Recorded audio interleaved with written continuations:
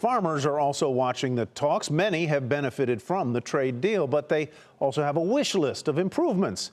Aditi Roy is in America's garlic capital, Gilroy, California. Harvest season is in full gear at Usugi Farms in Gilroy, California. The bell peppers are shiny, red, and in perfect shape to go to vendors and ultimately customers' dinner tables. Has it been a good season so far? Yeah, so far so good. You know, production's been good, the markets have been good.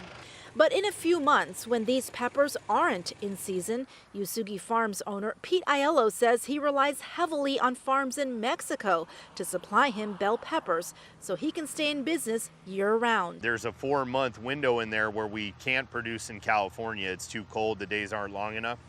So it's a big part of our program. As the Trump administration enters renegotiations with the Mexican and Canadian governments over NAFTA, some farmers like Aiello are anxiously awaiting the outcome.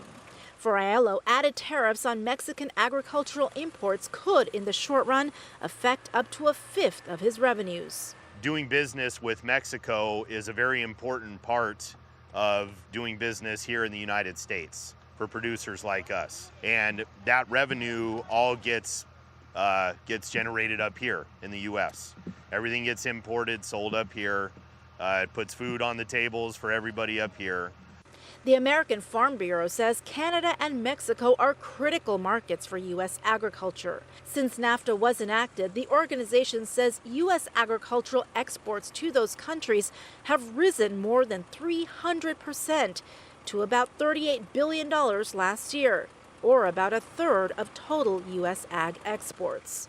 The American Farm Bureau says that helps boost farm incomes, which have been cut in half since 2013 because of low prices. We're looking at different opportunities to increase demand, but we certainly don't want to lose one of our most important markets and our important customers in Canada and Mexico. Still, there are some items that are on farmers' wish list for NAFTA talks.